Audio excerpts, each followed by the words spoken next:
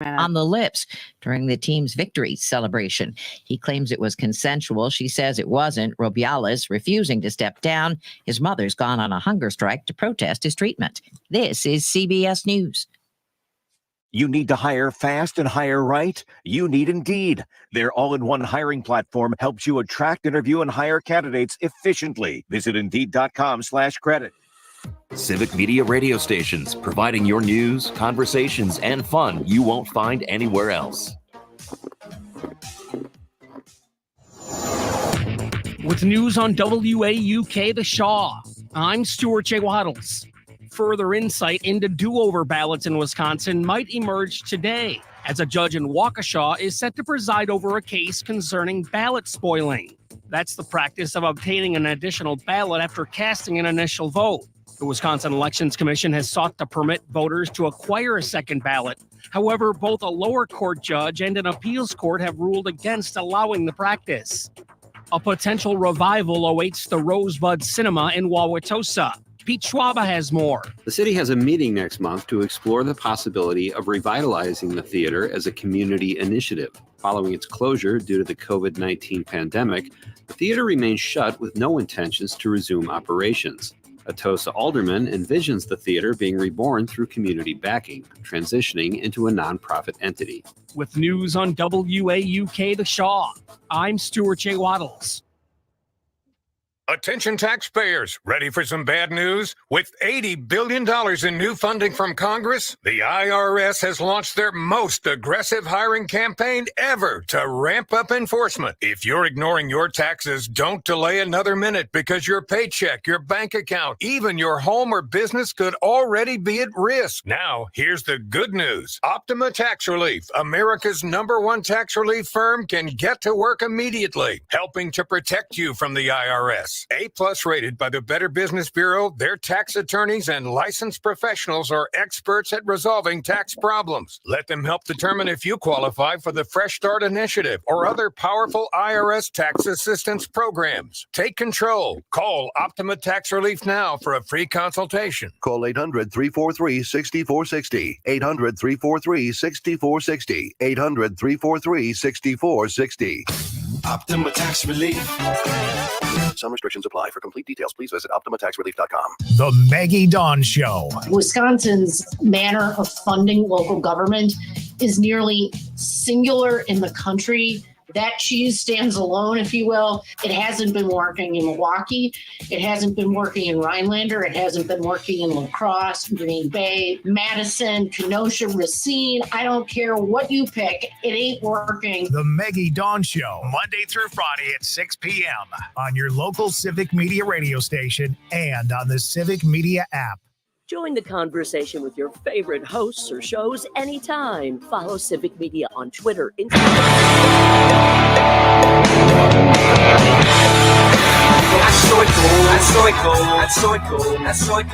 But we also proved that I'm not always nice.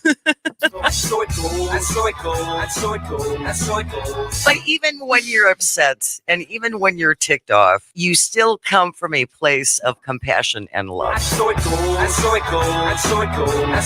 Whereas I'm just old, bitter, and jaded.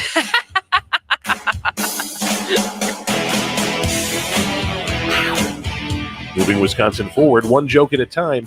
This is Kristen Bry with As Goes Wisconsin. Yada, yada, yada. Hello, Wisconsin! So school is back for some. It's starting soon for others. And my question is, has bullying gotten worse, or are we just reporting it more? And that's not a problem if we are reporting it more. I don't think that's actually the issue, but I read a report. So the Boys and Girls Club of America did an annual survey, and they found that bullying in schools has shot up over the past 5 years. And I'm curious because I do not have a child of school age yet. Greg Bach on the board also does not have school age children. Nope. And I also, like, Greg, were you bullied? Oh, God. Yes. Yes. From Were a you very, very physically, young age. both physically and mentally, like, and No, emotionally bullied? Because no, very. I feel like you, like, for people who do not know what Greg looks like, I feel like you'd be a hard person to physically bully if you were Well, I similar wasn't. stature as a kid. I wasn't this size when I was 8. No, but you know what I mean. Like, I was always tall, right? Like, I've Yeah, always been. I was always like at least the tallest girl, if not the tallest kid. yeah. I was bullied mostly. It was mostly verbal and mental. Very few times was they tried to beat me up. I was always like a pudgy kid, then I was a tall kid, then I was a big tall kid, and very few times did people try to come at me physically. They just knew, let's go after his mental status. He, like, how, like, the Death Star has that, like, that drainage hole in it that's just happens to be the thing that will destroy it every time. Shot it every single time in there and just Nailed it. like Target. Bullseye every time. every single time. Just the rebel wins every single time. Yeah, from first grade until probably about, like, I'd probably say, like, early high school. Early high school. And so that's why I asked. Like, I don't know if I was ever bullied. I got kicked out of my group of girlfriends in, like, 6th grade, right? So it's like I had a group of girlfriends. All of a sudden, one day I showed up at school. They didn't want to be my friends anymore. And then they kind of bullied me. And there was the random, how you had to share textbooks, like in, like, middle school, at least for us. Like, we had the morning class was, English and social studies. And then we swapped with the other class to have our science and math teacher in the afternoon. We didn't do that. So we did that. So we shared books. So instead of all having our own books. And so I remember opening one of the books one day and someone had written something about me that it was, Kristen Bry's a slut or something, like, something middle school, like, and I give you credit. At least in 6th grade, you had friends. and that's the thing. And I had left my parochial school because I had felt like I didn't fit in there either. And it wasn't necessarily bullied there. I didn't feel like I had any friends. And so I don't remember necessarily being bullied, but certainly I was not scot-free as not having kids be mean to me at one point during childhood. And I'm not going to say it's a rite of passage, but I also feel like, especially physical bullying, I feel like there's such a lower threshold for that in schools now. That to see the rates and this survey from Boys and Girls Club say that it's only going up. Is it that it's actually going up, or it's just that kids are reporting it more? I have to think that it might. So here's my thoughts on this, because I even though I hated my grade school and middle school time, it was very painful. I'm thankful I had it then, because now, like, I don't know, as far as reporting going up, I think they're reporting it more, but there are also new avenues of bullying. I mean, when I was young, like, the most that they could do to quote unquote cyberbully you is call you on the phone. Now, like, kids are making up whole new Facebook accounts to go after kids, and that is terrifying. That is terrifying to me. If you have thoughts on this, 844-967-2789. That's 844-96-PARTY. Especially if you have grandkids or kids this age, or have more recent proximity to the issue, if you're a teacher. Do you feel like bullying has changed since you were in school? Whether it's gotten worse, it's different. But I just think as the school year starts, this is interesting data, but it's also trying to put it in context, because, it's like the classic, like, when it finally became okay to be left-handed. Because for a really long time, the nuns would, like, slap you with a ruler if you tried to use your left hand. And so, like, the rates of reporting of being left-handed were very low until it became okay. And then it's like, oh, look at all these left-handed people. And so, like, has bullying rates always been bad? It just has not been reported. And so I think that's kind of what I'm interested in hearing from people who either have kids right now or still just have thoughts on, like, what the atmosphere looks like. 844-967-2789.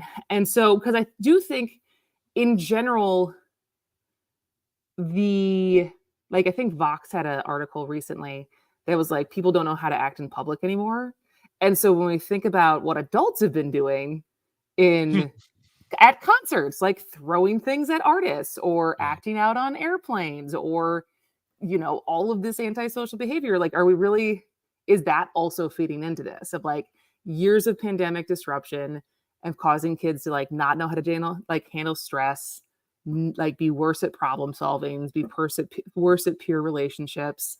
And like, is this also another part? Like, is the bullying, emotional, like antisocial behavior also part of this out of the pandemic in the same way that we've seen it with adults? I mean, I just have this feeling that if people are like post-pandemic acting out, it was always in them. I don't think that they were. I think we see more people being jackwads in public, and so somehow we think it's accepted. It's like, I can throw this, I can do this, I can speak to this human being like they are nothing because I saw some lady on TikTok or Instagram do it, and that's how I feel. No, that's just, it's not. It's and then to me, and what's weird is that, like, and I don't like to use the word PTSD or traumatic or anything like that. That's for other discussions, but there is an inner thing inside me when I see people acting like that in public. Like, that's just another way of bullying, because you're just trying to get your way and do your thing without any sort of consequences whatsoever.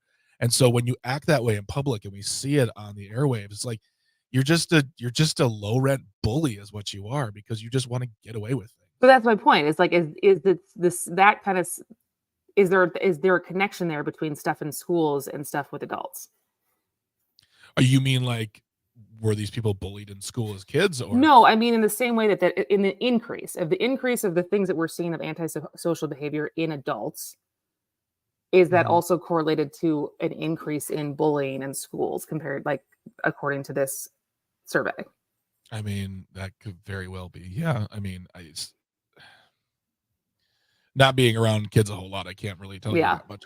I'm around adults more than anything else, and I see their actions and their, what they do in public. So yeah, I mean, like you were saying before about the whole left-handed thing, my father was left-handed, went to Catholic school and got beaten with a ruler.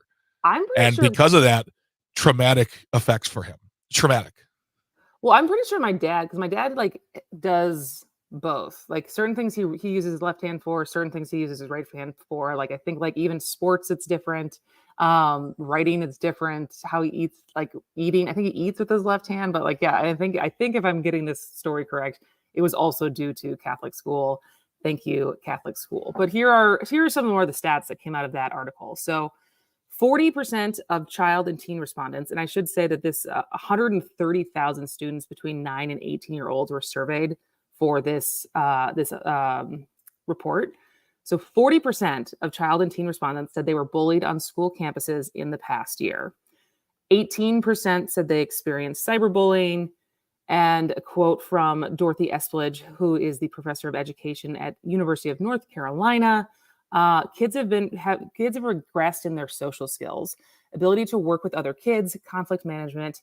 They're a little bit more unregulated. And so, at least for them, like, they've been doing this survey for years now. And by the numbers, so the numbers who said they were bullied on campus this year was 14 percentage points higher than 5 years ago before the COVID pandemic. So in 2019, it's 26%. This year, it's 40%, with a steady increase year over year. So I don't know. I guess the question is, has bullying gotten worse, actually, or are we just reporting it more? 844-967-2789. We got Karina on the phone. Yes, we do. Karina, go ahead. Hi, guys. Good morning. Well, you know what? Bullying is a horrible thing. It's just like, what is really happening in somebody's head that allow themselves more, any way to make somebody else feel bad. I mean, you have to enjoy that, because it's not something what would be to me a normal, enjoyable thing that I'll hurt somebody.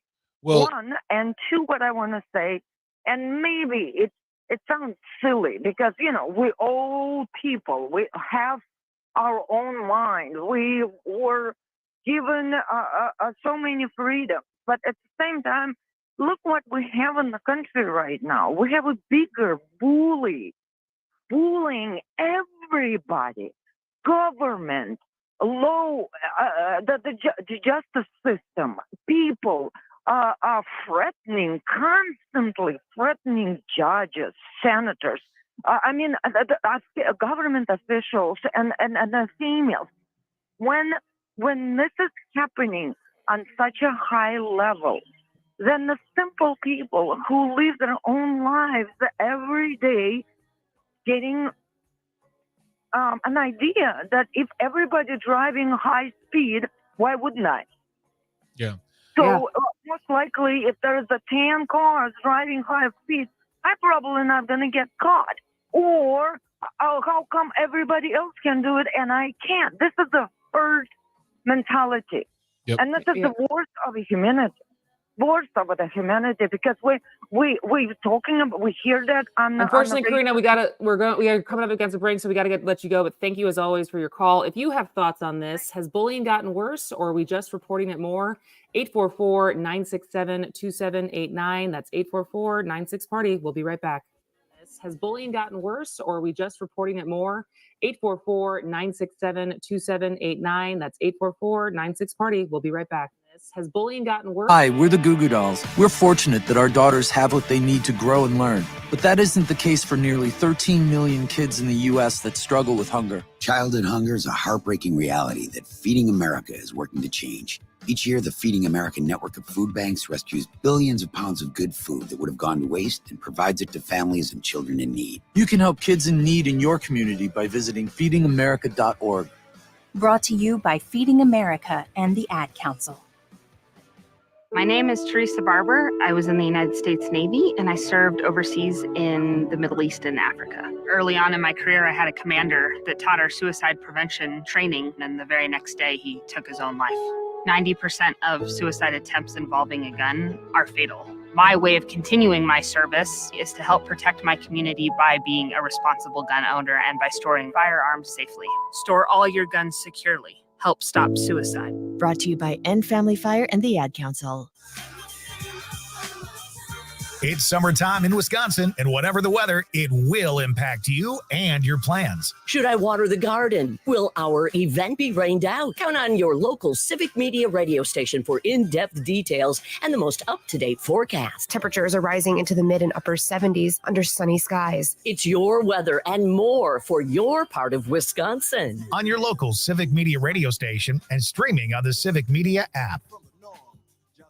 Here's your updated forecast on the Shaw.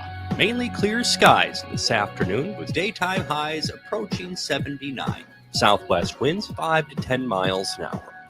Mainly clear skies again tonight, lows around 58. Chance for scattered storms tomorrow, 77. Partly cloudy skies. Upper 60s Wednesday, warmer on Thursday with highs in the mid 70s. For Civic Media, I'm meteorologist Derek Height. Currently, it's 66 degrees. You, with your words like knives and swords and weapons that you use against me, you have knocked me off my feet again, got me feeling like a nothing. You, with your voice like nails on a chalkboard, calling me out when I'm wounded. You, picking on the weaker man.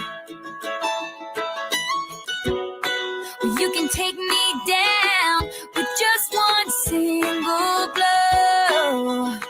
Welcome back to As Goes Wisconsin. I am Kristen Bry. Greg Bach is on the board, and we are talking about bullying and whether or not it has gotten worse, like it says it has, according to a new study from the Boys and Girls Club called the Youth Right Now survey.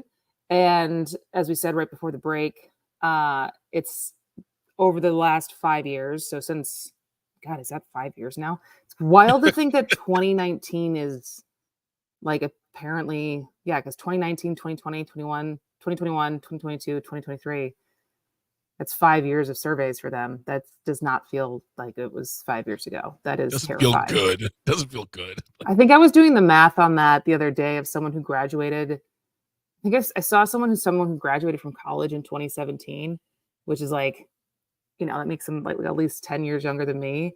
And I still think of someone who graduated college in 2017 as like young and like, oh, like they haven't been in the workforce that long. And I was like, oh no, like that was like 7 years ago. Like They're almost 30. They're like in their late like 20s. Like never mind.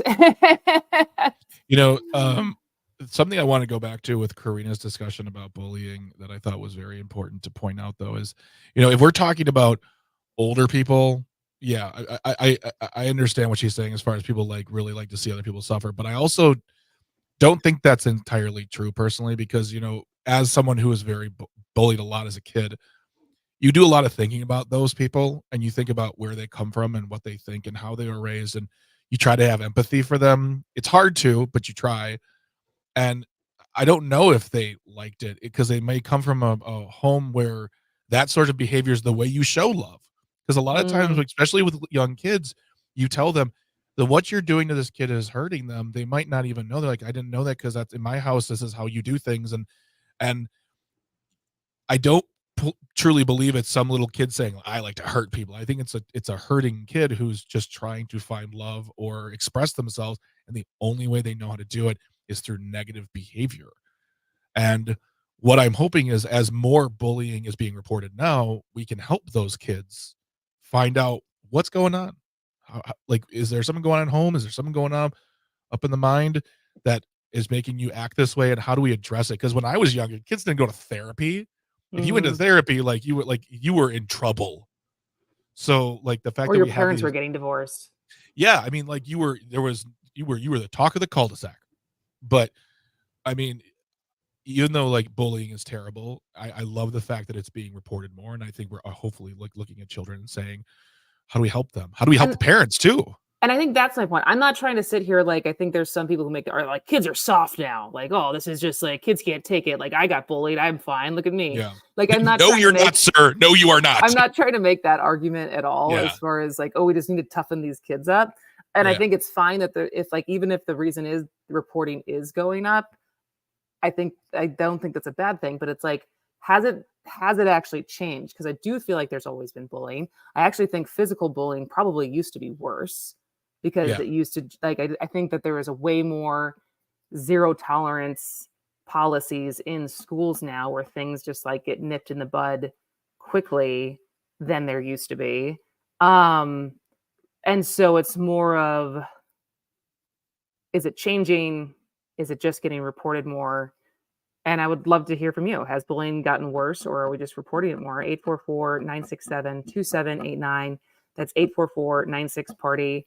And to go back, because were you ever on the other side, Craig? That was a question I was going to ask you too. Yeah, I definitely, but I never, it was never a like one-on-one thing that I can remember. I'm sure there's probably some kid who's like, yeah, you were a total jerk to me in school, but I definitely would join the pack so that the bullying wasn't happening to me. It's like fight or flight or survival mode. You're like, oh, everyone's now making fun of him. Okay, let's do this together, because I don't want to go home crying again. And that's no way to live, and that's not cool. But I was also 9 or 10. So yeah. I'm sure I engaged in the bullying. I remember distinctly, I think in my sophomore year, I remember like, I think we were kind of mean to the girls younger, like the year younger than us. Yeah.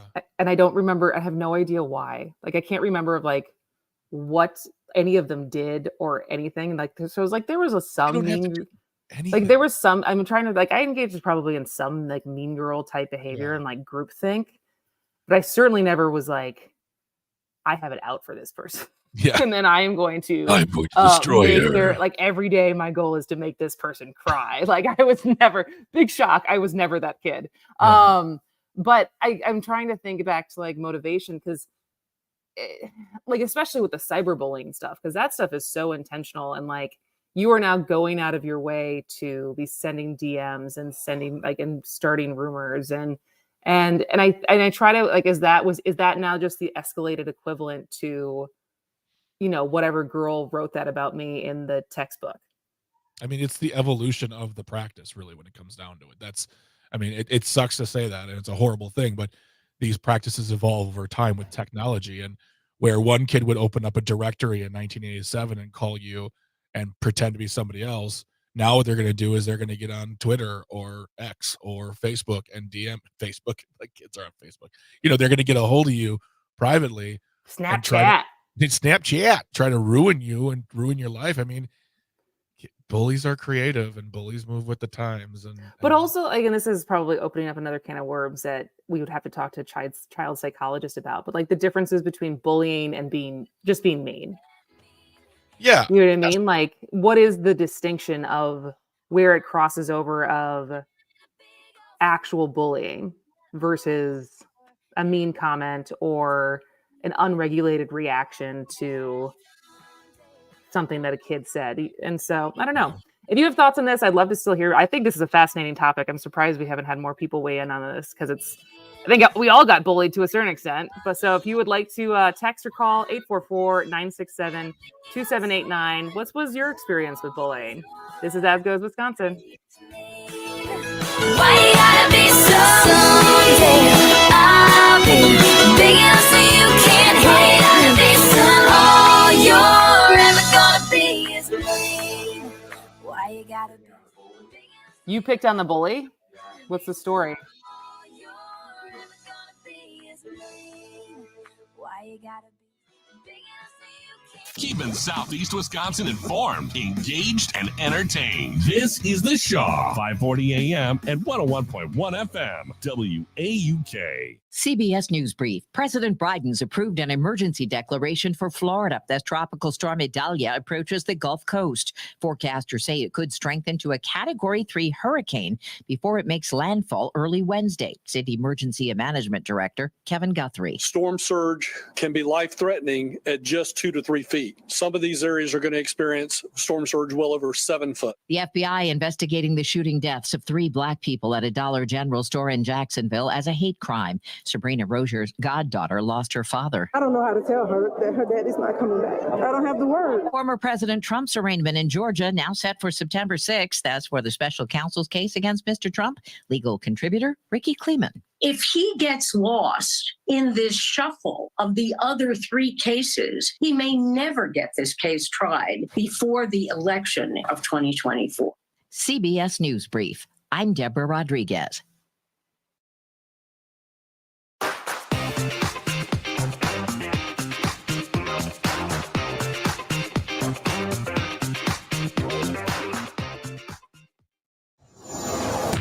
With news on WAUK The Shaw, I'm Stuart J. Waddles. A second offense OWI charge was filed last week against a Wauwatosa police officer. Charges were filed in Dodge County against Sergeant Kyle Strands for an incident last month in Waupun. Investigators say Strands was involved in a crash where an 11-year-old ran in front of his car, resulting in a fractured wrist. A complaint says Strands refused a breath test at the scene and later had a blood test showing a blood alcohol content of 0.236. A goal of raising $57 million and an aim to help spread technology is the main focus of the United Way of Greater Milwaukee and Waukesha County's latest campaign. A big event was held recently at the American Family Amphitheater, where details about what's called the Tequity program were shared. Leaders say the program aims to bridge the digital divide in the area. With news on WAUK The Shaw, I'm Stuart J. Waddles. For over a century, AM radio has evolved to meet the needs of our community. More than 80 million listeners depend on AM radio each month. It's also the backbone of the emergency alert system, keeping us safe in dangerous times. A new bill in Congress would ensure this free, reliable service remains in cars. Text AM to 52886 and tell Congress to support the AM Radio for Every Vehicle Act. Message and data rates may apply. You may receive up to 4 messages a month, and you may text STOP to stop. This message furnished by the National Association of Broadcasters. If you love them enough to listen to them practice the same song on tuba, please be done. Over and over and over and over and over, then surely you'll check NHTSA.gov/the right seat to make sure they're correctly buckled in the back seat. Sounds good, honey. Check today at NHTSA.gov/the right seat. Brought to you by the National Highway Traffic Safety Administration and the Ad Council. People won't give you the real talk on drugs, but it's time we know the facts. Fentanyl is killing people. It's a powerful opioid, often made illegally and commonly mixed with illicit drugs. It can even be pressed into counterfeit pills that resemble prescription medications. Just 2 milligrams, about the size of a few grains of sand, can potentially be lethal. This isn't an ad to scare you, but it is an ad to make you think twice. Get the facts. Go to realdealonfentanyl.com. This message is brought to you by the Ad Council. It's easy to listen to your favorite local radio station anytime. Download the Civic Media app from the Apple or Google Play Store.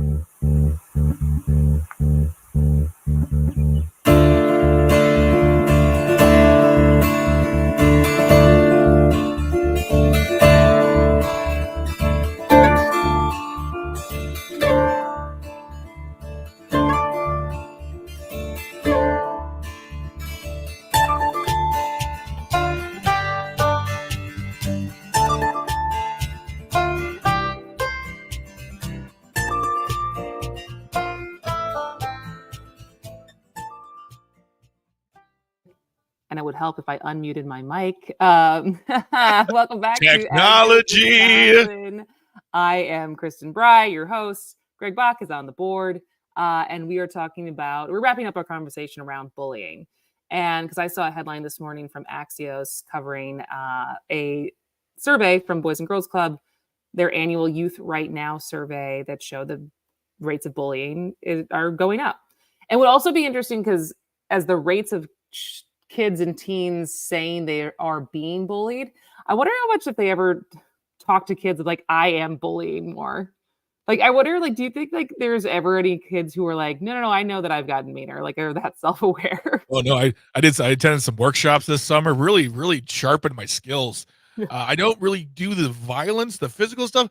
I really just try to crack them open. Do you ever see Star Wars? You know the Death Star has that little hole in it? That's what I do. I get in Target there. process. It's about Target working practice. smarter, not harder. Exactly. Well, we got a comment on the YouTube live stream from Michael. The difference between being mean and bullying is interesting to me. I feel like that line moved in recent years. Being on the receiving end of either is not fun, though. So I looked that up during the break, and when you just Google, the difference between bullying and being mean. And there's a couple different things that pop up, and I just grabbed the first one. This is from don'tbeamonster.org, which is a serious website. And so it's a nonprofit. It's a nonprofit that is about bullying. And so they say in the short terms, I'm not going to read everything, but being rude is inadvertently saying or doing something that hurts someone else. Being mean, purposefully saying or doing something to hurt someone, maybe once or twice. Bullying, intentionally aggressive behavior repeated over time that involves an imbalance of power. It is willful, repeated, and harmful. Often it is targeted on one person. So I think that's actually a really good definition as far as the intentionality of it, the repetitiveness of it, and the power part of it, I think is interesting as far as whether it's physical power or social clout. So like the popular kids, or feeling like, because often I feel like there's been kids who say mean things in class, but like if they don't have this, if they don't have like the social standing and like the respect of their peers, everyone can kind of just be like, whatever, they're just being mean, and it's mean, but you don't take it as like an imbalance of power. And I think those all like stand for being an adult too. It's generational mean. It's you're new mean. This is generational mean we're doing here. My father was mean. My grandfather was mean. My great-great-grandfather came on the Mayflower. He was mean. It's like Billy Madison. O'Doyle rules. Like, O'Doyle, I think your whole family is going to get it. Deep cut. And then we also had a text from the 608 West in Middleton. I think the social media culture we are in now is lowering everyone's self-esteem, especially children's. In my mind, when I think of a bully of any age, I think of someone with deep insecurities that feels the need to tear down others in order to feel more secure about themselves. I totally agree with that. And I think that goes back to what I was saying in the last segment, which is we have to look at why kids and adults do this behavior, it can always be traced back to their parenting and the parenting they've received or did not receive, and the situations they were raised in. Because it's just, I mean, unless you're like two loving, wonderful parents and you just birth a child and the child's like, nope, I'm just gonna be mean. That's a different thing. But most of the time, you can really look back at these kids' lives and say, this is why you did it. And I mean, per example, and Karina brought it up herself. Karina brought up the bully in chief. Mm-hmm. When you think of Donald Trump, you can think a ton of things, but honestly, one of the first things I think of now, because it's just so easy to be mad at him and angry and do all the things, but I actually have a level of empathy for him because this was a young man raised in a family where he did not have a chance. He was born into an extreme He wealth. didn't have a chance to be emotionally competent. That's certainly what I was had a saying. financial chance. No, that's what I was trying to say. Is he was born into wealth, but he wasn't born into love. And he was shown quickly at a very young age that love is not something that comes easy or if ever from your parents. And when you have that sort of upbringing, it's not uncommon for it to be reflected out. And he amplifies it because he can, because we allow him as a society. Whether you love him or hate him, we look at him and he just says, how far can I go to get this attention? I just want attention. Please look at me. It doesn't matter how I get it.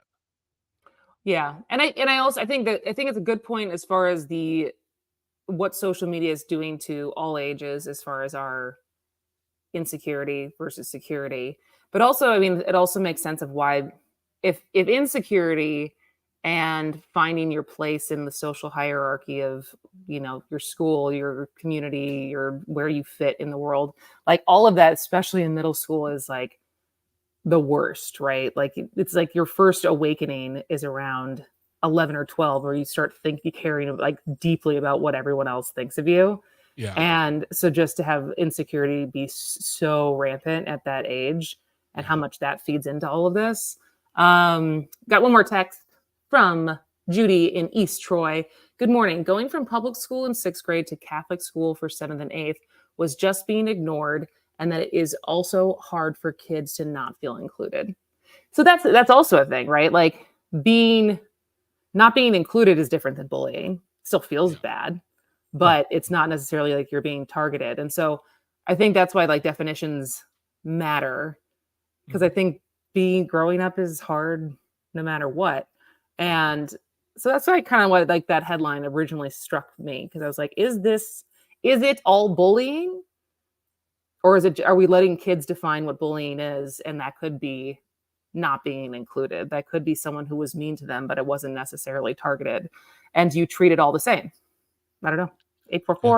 844-967-2789. If you still have thoughts on this, we will certainly read your texts or take your calls. But we are going to move on to some headlines. The good, the bad, and that's wasteful. The good. So this has not a headline. This is a tweet that then got corroborated by looking at the set lists.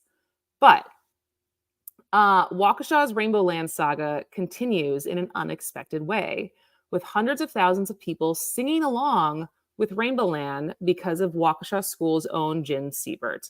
The Chicks, formerly known as the Dixie Chicks, are covering Rainbow Land at each of their concerts right now. And so since May, they have done a cover of Rainbow Land in all of their sets. I love it. I love it. And so the Chicks do an incredible cover of Miley Cyrus and Dolly Parton's song of inclusion and acceptance. One must think Melissa Temple, who was the teacher who was fired from Waukesha, is smiling, knowing that standing up for what's right is having a notable impact around the country and the world. So again, this wasn't written up anywhere. I saw this as a tweet, and then our friend Dave Drigenberg did some follow-up and said, indeed, they have included that in all of their sets. And I don't know if I haven't gone to a Chicks concert, but so I don't know if they are talking about it and talking about Waukesha in their concert, but very cool, nevertheless. Yay. I have more reason to love the Chicks so much. I do love the Chicks. I do. Such a good concert. All right, so the bad. If you have not heard yet, Jacksonville, Florida is in mourning because on Saturday, a white gunman opened fire at a Dollar General store and killed 3 Black people.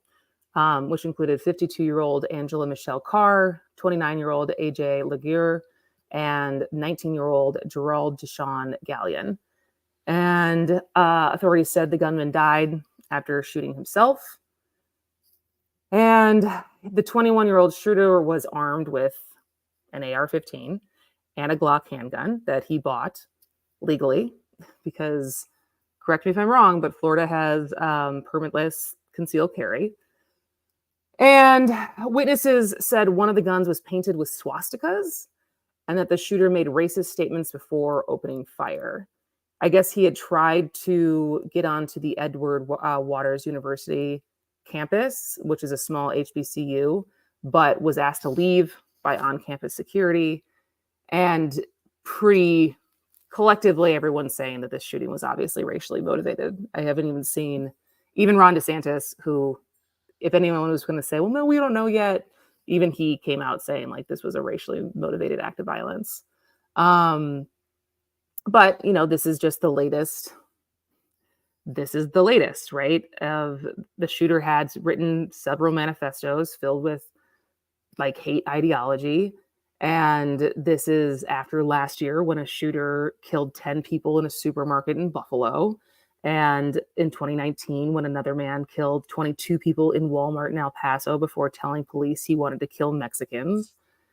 And it's already, like, this year alone, we've seen 400 mass shootings in our country.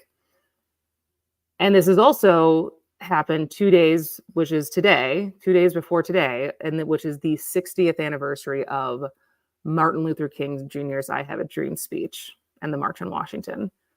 And doesn't feel like that's in times like this, it doesn't really feel like we've gone that. We've really reached that any progress. But I know we have to a certain extent, but this is awful. And I don't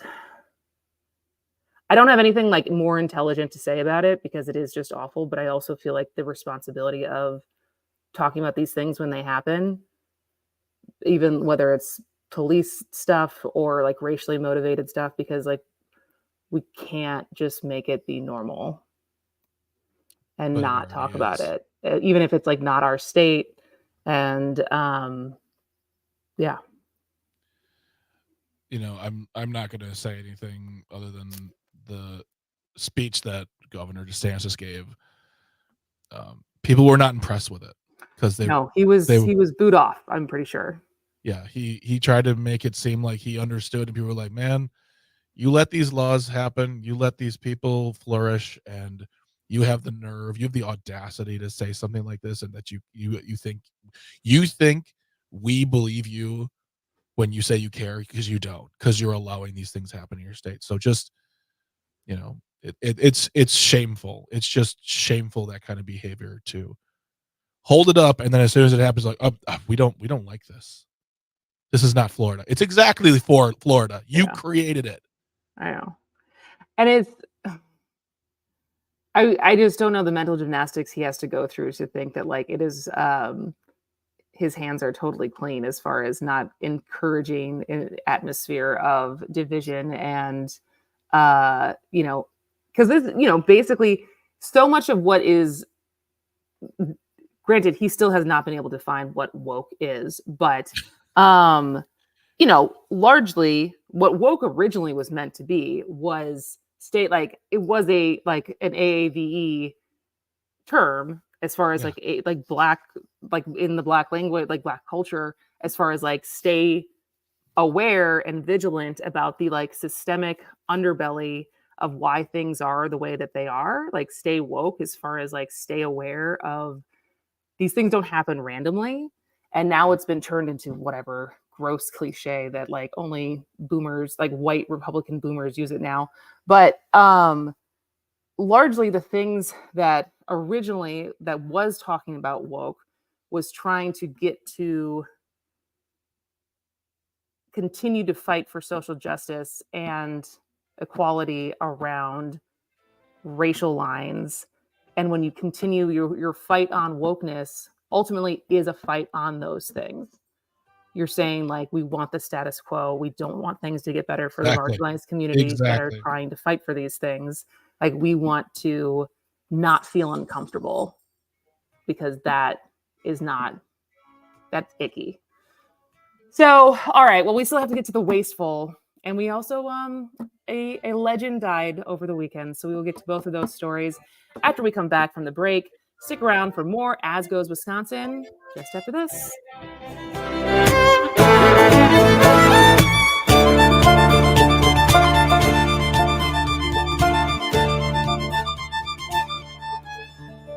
Hi. Hi.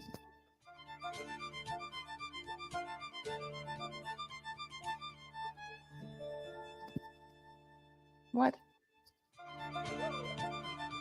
The Maggie Dawn Show. I would be remiss if I didn't say that some of what we do in government always is political. It has policy impacts. It has political impacts. But if your raison d'etre and your organizing principle is that my guy wins and your guy loses, the entire country suffers. That is not our call to serve. That is not what we raise our hand and say an oath. The Maggie Dawn Show, Monday through Friday at 6 p.m. on your local Civic Baby, I'm Media on- radio station. I'm doing work. And on the You gotta Civic go lay down. Media Go lay down. AM Radio provides always-on news, sports, talk, traffic, and weather reports. It also delivers vital emergency information when your community needs it most. A new bill in Congress would ensure AM radio stays in your car, because when cell and internet services are down, this free emergency service is critical. Text AM to 52886 and tell Congress to support the AM Radio for Every Vehicle Act. Message and data rates may apply. You may receive up to 4 messages a month, and you may text STOP to stop. This message furnished by the National Association of Broadcasters. Folks, I tell you this much, the Cripes Cast is just the butter on my cheese. Cockroaches, not that bad. They call them palmetto bugs in South Carolina. Same thing, you can call them up here. Are they really And palmetto bugs? they're, Yes. Yeah, and they're a great source of protein. They're going to be the lobsters of the future. They also got salmonella and they can lay like 40 eggs at once. Well, they gotta consider that work out a pretty few bad. kinks there, okay? They gotta work out a few kinks. Cripes Cast every Saturday and Sunday at noon across Civic Media and on the Civic Media app. Here's your updated forecast on the Shaw. Mainly sunny this afternoon with a high of 79. Southwest winds 5 to 10 miles an hour. Mainly clear again tonight, lowest level off around 58. A blend of clouds and sun tomorrow, chance for scattered thunderstorms, highs level off around 77. Mainly clear skies Wednesday with a high of 70. 76 Thursday. For Civic Media, I'm meteorologist Eric Height. Currently, it's 66 degrees.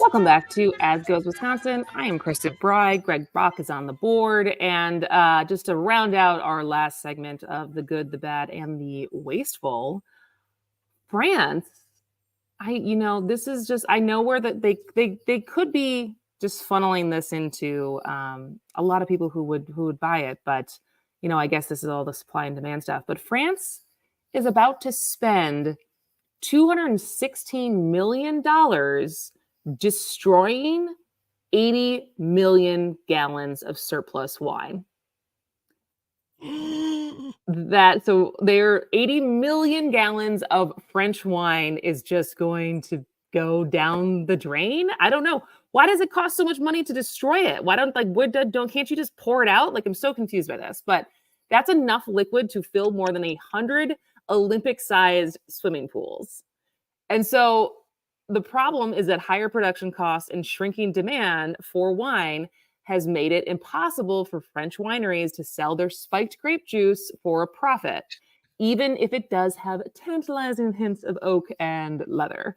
But listen to this. So now the average French citizen drinks about 40 liters of wine per year. In 1926, how much do you think it was? 250. Oh, that's too much. Okay. 42 liters. 136 liters. Okay. But that's still, I mean, that's 100 more. It's 100 more liters of wine than they do now. And they drink it during the day, like, I'm going to go to work and I'm going to have my wine. And I love wine. Ugh. I don't know. That's a French people, please direct calls to the Chad Holmes Show. Like, I don't know. What do you do with 80 million gallons of wine? And doesn't that just feel so wasteful? Like, I would, like, send me some. Not now. This whole story was reported. I will drink that next year. This whole story was reported. Just send me the wine. Send me the wine. I mean, French wine is very good. The brewery, that's hard to say, brewery technical side of my brain wants to say, maybe it's not fully fermented. Maybe it is just bad at this point, because not all wine is good wine. Some is made cheaper. It's in, like, fermentation vessels or vats, and they're like, we can't, there has to be an explanation. And I know that a lot of American people will be very upset, especially people who like to paint while drinking wine. They're very upset about this. They're very upset. Well, it reminds me back in the pandemic when there was just footage of farmers just dumping milk down the drain because the supply chains had gotten so screwed up. Yeah. But at least with milk, like, milk goes bad. Yeah. Wine's got like a long shelf life before it goes bad. I mean, if it's made properly, if it's not open, yeah, I mean, sure. But I'm saying, this might not be the best. This might not be France's best. We don't know. Have you ever seen old footage from like 1930 of agents just walking through distilleries and breweries and just bashing open barrels and letting the beer and the liquor just flow From out like Prohibition? Yeah. They're just smashing, like, no, give me 1 year. So anyways, but yes, so that wraps up our the good, the bad, and the wasteful. Yeah. But also, RIP, another legend, Bob Barker has died. That the longtime The Price is Right host who kept us company when we were homesick from school, which is very true. That was like the lineup. I remember when I was homesick from school, it'd be like, I forgot what it would be before Price is Right, but then and then I would watch like soap operas, but fair amount of Price is Right, especially also in the summer. There was a lot of that. But he died at 99, which many people loved to make the joke over the weekend that he got as close to 100 without going over as possible. And something personal for me with Bob Barker, we are birthday twins. Really? Same birthday. There you go. But he had a very easygoing demeanor. As we referenced Billy Madison earlier in today's show, he also had a very famous Happy Gilmore scene with Adam Sandler, which I was going to try to cut, but there really wasn't a lot to like. You also probably had to like bleep some of it out. Yeah. So, but just go back and watch it. But did you know that? So he had the only show. He had the show only give away American-made cars during the Call for in 1991. And he was an influential animal rights advocate. Yes, that I did know. And he banned fur coats as prizes. Hey, I mean, I said the same thing after every single show. And I think Drew Carey still says it to this day, is don't forget to get your pets spayed or neutered. Like, he was an icon in the world of animal rights and taking care of animals. Like, he had a building named after him. Yeah, a PETA office building is named after Bob Barker. Which I would love to sit down and be like, Bob, come here. Like, PETA? What do you think? What do you really think about PETA? But yeah, so he won 14 Daytime Emmy Awards as the host and executive producer. And then in 1999, he won a Lifetime Achievement Emmy. But this is my favorite. So he was 99. He died at home in Los Angeles. His publicist confirmed the death, but did not give a cause. And it's like, he died of old age. Like, he died of being old. Like, do we need to know like which body part like decided to stop working? Like, there's a certain threshold at some point where it's like, we know the cause. It's fine. When I was a young person, when a person was over the age of 75, it was always natural. It was always natural causes. It was natural cause. Or it was their time. We didn't care after a certain age. When they're 22, you're like, oh God, what happened? But 99, like, yeah, dude clocked out, he's done. I feel like that happened with Queen Elizabeth, where they're like, oh, there was like some clickbait headline that was like, Queen Elizabeth's cause of death finally revealed. And then you open it, it was like, she was old. She old, dude. She old. Like, oh yeah, that's what we all thought. And by the way, just do yourself a favor. I'm playing the theme song in its full entirety, the intro and the outro. And it's only like 2.5 minutes. Listen to the song. It's a 70s jazz banger. It's the solo in the middle is just absolutely wonderful. I mean, All just right, so listen to it. Let's close out this segment early so we can play more of the Price is Right theme song. Listen to it with your music ears though, instead of the TV ears. Really listen for the musicality, for the structure of the listen. It's for the notes. It's for the notes you don't hear and play. It's all about the jazz, baby. All right. Well, when we come back from the top of the hour news, Corey Kaiser is going to be here, who is the owner and founder of Wisconsin Clothing Company and the host of the Shot of Wisco podcast. We're going to talk about his whole brand and content creation. And then at 11:30, we're going to talk about how public health opinions have changed over time and what will we 40 years from now be saying, wow, I can't believe we thought like that. This is As Goes Wisconsin. Come back in a minute.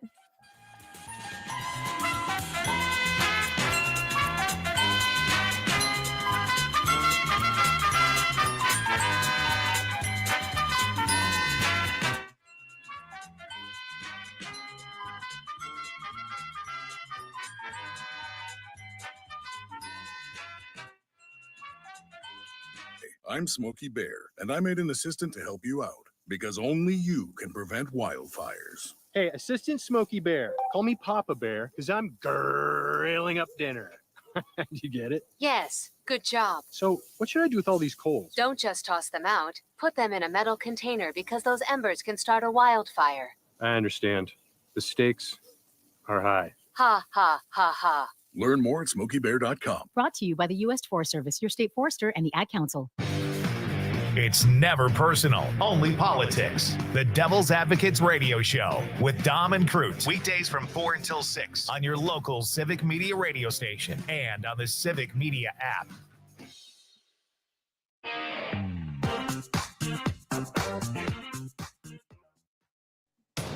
You're listening to The Shaw, WAUK 540 AM Jackson, W266DR Waukesha, and always streaming on the Civic Media app. This is CBS News on the Hour, presented by Indeed.com. I'm Steve Kathan. A tropical storm bears down on Florida's Gulf Coast. Now's the time to take the appropriate precautions. We do expect Hurricane Idalia to be a major hurricane that will strike the state of Florida. Governor Ron DeSantis, landfall's expected to happen early Wednesday. Reporter Eric Glasser of WTSP found people shoveling sand. If you prepare for it, then you're ready. John Gray was out at one of Tampa's 3 sandbag locations as early as he could get there. Most who stop by say Idalia's winds don't concern them so much as the flooding, I think. I worry all the time. It was very fast. Everybody come and grab your bags. Hurricane Franklin's now a Category 4 storm. It is southwest of Bermuda. Wildfires, a big issue now in Louisiana. The biggest fire in state history is burning in Beauregard Parish in southwestern Louisiana. Governor John Bell Edwards. We have fires all over the state of Louisiana, but particularly here in southwest Louisiana. No beneficial rainfall is in sight across most of Louisiana. Jim Crisula, CBS News. Former President Trump's arraignment in the Georgia election case has been set for September 6th. And today he could learn the trial date for his Washington conspiracy case. CBS News legal contributor Rebecca Royfee. There are obviously reasons why the defense may want more time. This is a complicated case. That said, the judge has indicated that she believes that It is important to be able to allow justice to proceed in a timely way. Well, CBS's Vicky Barker tells us some legal issues could be emerging for the Spanish soccer chief. Spanish prosecutors say they've opened a preliminary investigation into Luis Rubiales' forcible kiss on the lips of World Cup soccer star Jenny Hermoso on the grounds that it could constitute sexual assault. Rubiales continues to insist the kiss was consensual, something she denies. Rubiales' mother says she's gone on a hunger strike over the treatment of her son. Technical difficulties brought down Britain's air traffic control system today. They are getting aircraft down safely, but they are drastically reducing the rate at which aircraft can land. UK travel writer Simon Calder says that led to many flight delays and cancellations, but now officials say they found and fixed the problem. Here at home, American Airlines is being fined more than $4 million by the government for keeping passengers on board delayed flights beyond tarmac rules. And checking Wall Street right now, the Dow is up 194 points. The S&P is up 17. This is CBS News. When you think of hiring, think of Indeed. Their end-to-end hiring system helps you attract, interview, and hire candidates all in the same place. Visit Indeed.com/credit. The Civic Media Network of radio stations across Wisconsin. We are your hometown radio, refreshed. With news on WAUK The Shaw, I'm Stuart J. Waddles. A Cedarburg woman allegedly misappropriated funds from local schools serving children with autism and disabilities. A criminal complaint says 42-year-old Heather Wenthold was a principal and executive financial employee at a Sonnenberg school branch. Police say after being fired, Wenthold reportedly deleted thousands of files and shut down the company's email system. She's accused of using the money to buy a hot tub, new appliances, and vacations. Brewers owner Mark Antanasio wants the ball club to stay in Milwaukee and is hopeful for public funding for the team. Talks about stadium funding are advancing, although details are lacking. The urgency to address the depleting funds of the stadium district has leaders in Madison seeking public investment for American Family Field, despite resistance from Milwaukee leaders. With news on WAUK The Shaw, I'm Stuart J. Waddles. The kids are heading back to class, but when the subject is school, we have to talk about the first kindergarten started in Wisconsin. Marguerite Schurz created what is known as America's first kindergarten in 1856, teaching a small class at her family's home in Watertown. It's about 50 miles northwest of Milwaukee. So can you guess, when did kindergarten become part of the state's public school system? The answer coming up. Schurz learned about kindergarten in Germany, where the idea was common. It wasn't in America, and her class grew so quickly, she had to move to a bigger space. Today, the building remains as a Watertown museum. So did you guess when kindergarten became part of the public school system in the state? It was 1898, but 42 years prior, the Schurz School started it all, making this a true slice of Wisconsin. I'm Terry Barr for the Civic Media Radio Network. If I could be you. And you could be me? For just 1 hour. If you could find a way. To get inside. Each other's mind. Walk a mile in my shoes. Walk a mile in my shoes. Walk a mile in my shoes. We've all felt left out. And for some, that feeling lasts more than a moment. We can change that. Learn how at belongingbeginswithus.org. Brought to you by the Ad Council. Walk a mile in my shoes. Fear you may be missing out? We're always streaming on TuneIn and the Civic Media app. Enjoy listening live or catch up by finding the podcast at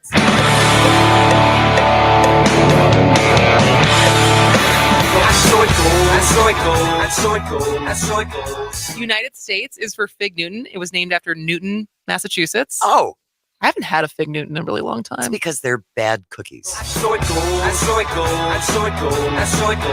Man, you're really downing on a lot of things that I like this morning. Jeez, don't yuck my yum.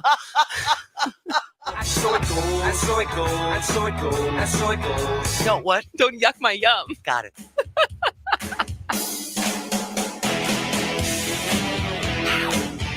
Moving Wisconsin forward, one joke at a time. This is Kristen Bry with As Goes Wisconsin. Yada, yada, yada. Hello, Wisconsin! Hello, Wisconsin. Welcome to the second hour, the 11 o'clock hour of As Goes Wisconsin. I am your host, Kristen Bry, along with Greg Bach on the board. If you missed any part of our first hour, you can always go listen to it as a podcast, which you can find on at asgoeswisconsin.com/listen or wherever you find podcasts. Now, one of the things when I started As Goes Wisconsin, which will be 4 years in April, which is wild to think about, I hadn't been in Wisconsin for a long time. And one of the things that is and I moved back after like 17 years. But one of the things that is, and I don't know how much, besides maybe Texas, but like Wisconsin loves Wisconsin. People from Wisconsin, like they love Wisconsin merch. They love Wisconsin content. They love some of the easy Wisconsin jokes. Like it just hits.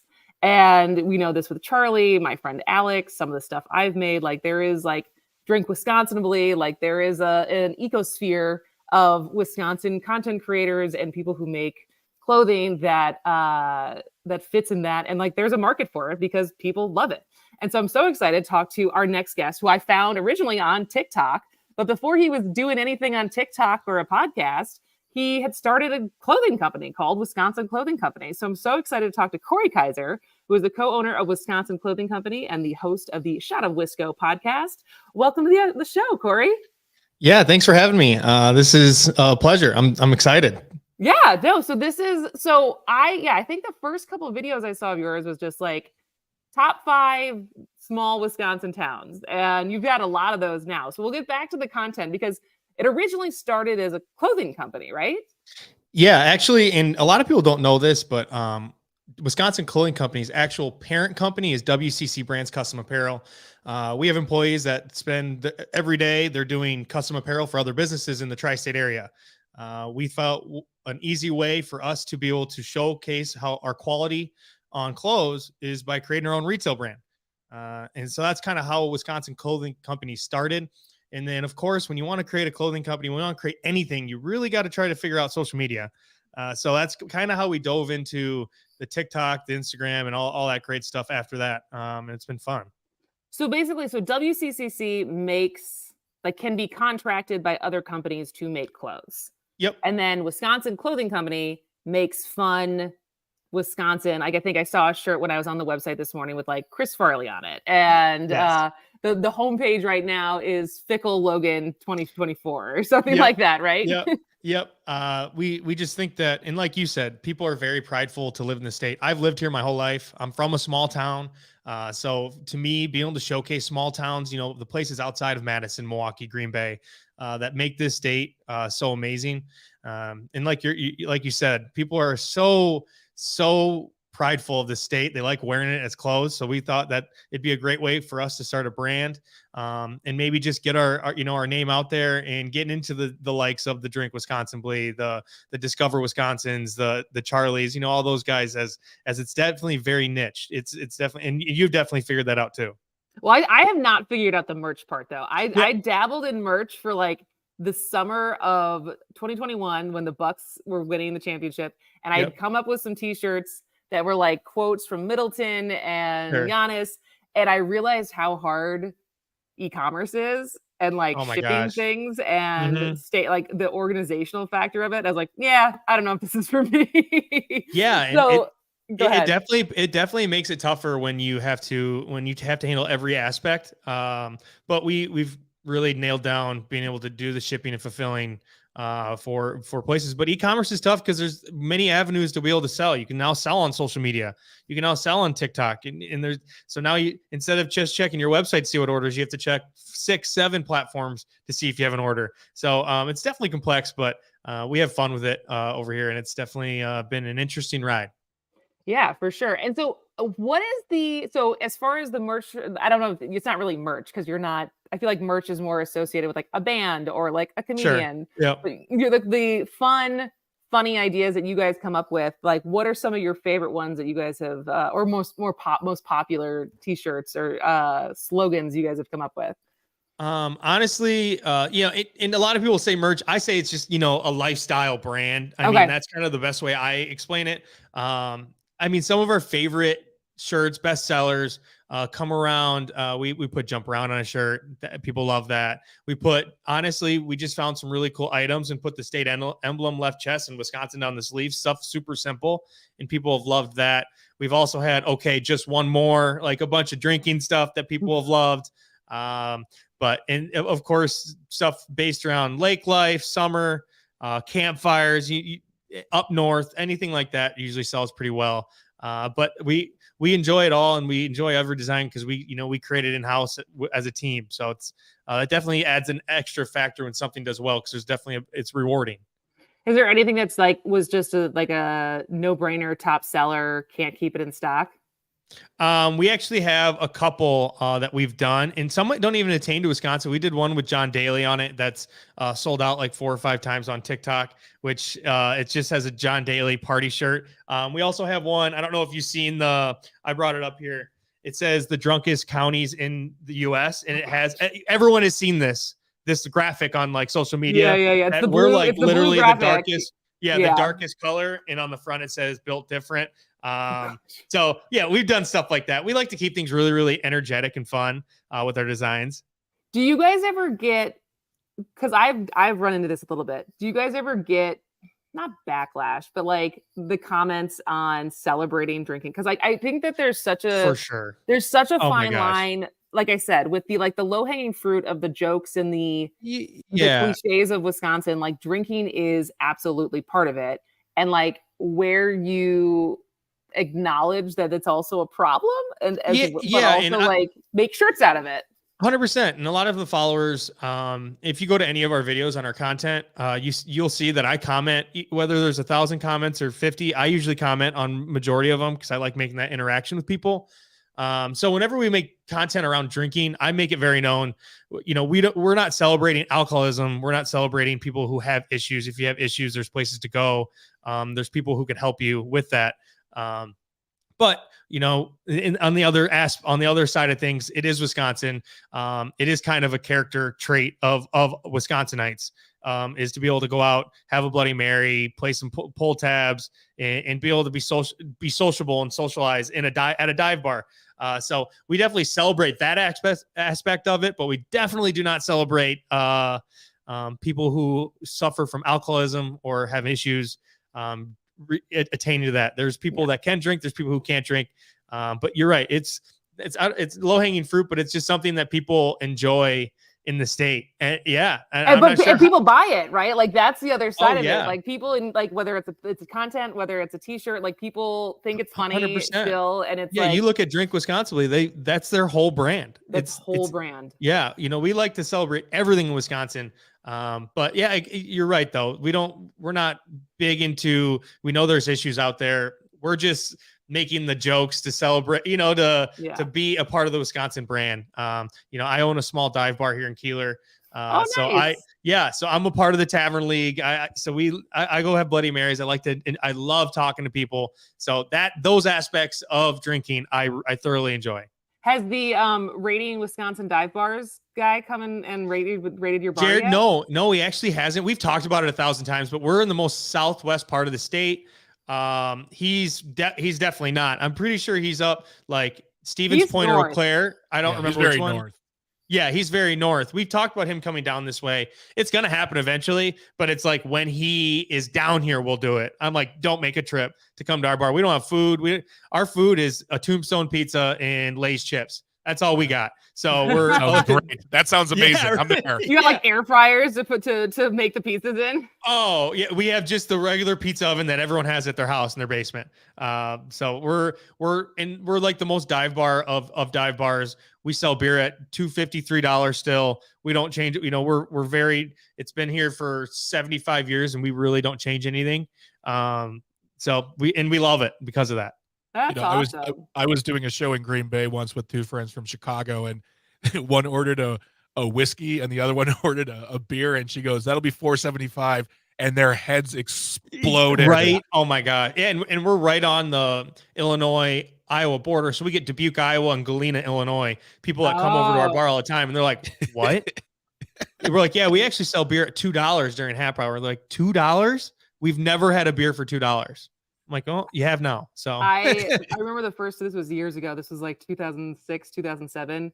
And the guy I was dating at the time, we were living in New York for the summer for like internships. And we had to come home for a wedding. And we like got a drink at the bar. And he was, it's like drinking in a third world country. Like, what is happening? yeah. And we posted a video about what's his name, the Jelly Roll.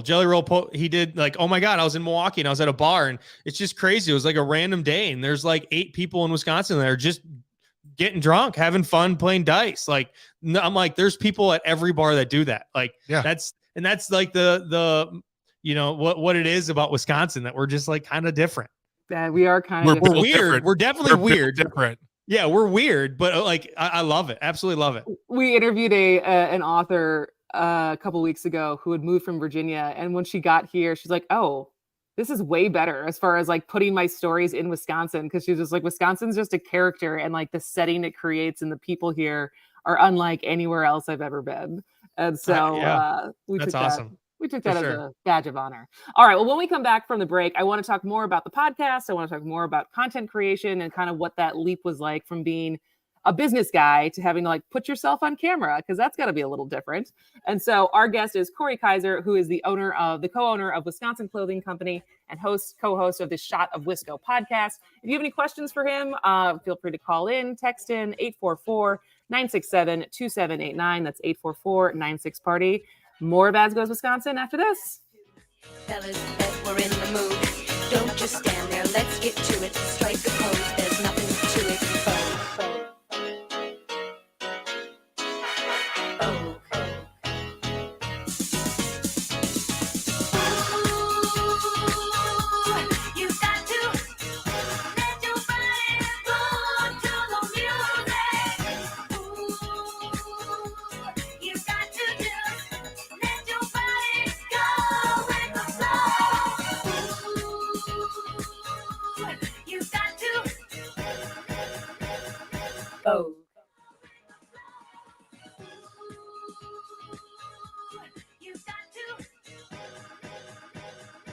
Oh. Civic Media isn't just another broadcast company. We're your neighbors. We bleed green and gold, and we love nothing more than to help fellow Wisconsinites succeed. Whether your business wants to advertise to your local community or the entire state, Civic Media can help. Find out more at civicmedia.us. The kids are heading back to class, but when the subject is school, we have to talk about the first kindergarten started in Wisconsin. Marguerite Schurz created what is known as America's first kindergarten in 1856, teaching a small class at her family's home in Watertown. It's about 50 miles northwest of Milwaukee. So can you guess, when did kindergarten become part of the state's public school system? The answer coming up.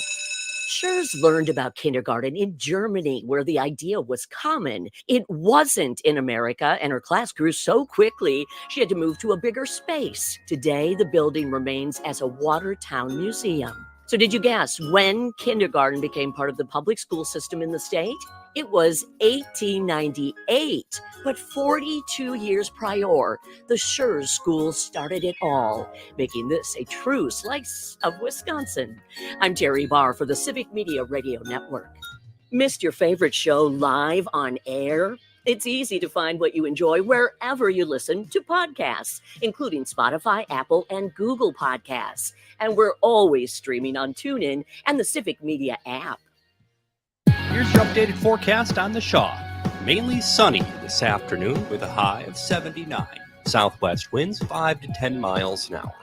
Mainly clear again tonight. Lows level off around 58. A blend of clouds and sun tomorrow. Chance for scattered thunderstorms. Highs level off around 77. Mainly clear skies Wednesday with a high of 70. 76 Thursday. For Civic Media, I'm meteorologist Eric Height. Currently, it's 70 degrees.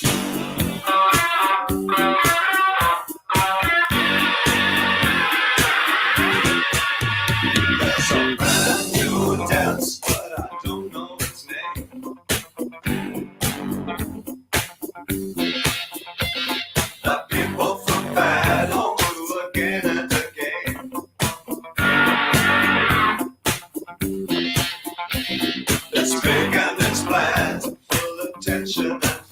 back to As Goes Wisconsin. I am Kristen Bry, along with Greg Bach on the board, and we are talking to Corey Kaiser, who is the co-owner of Wisconsin Clothing Company and the co-host of the Shot of Wisco podcast.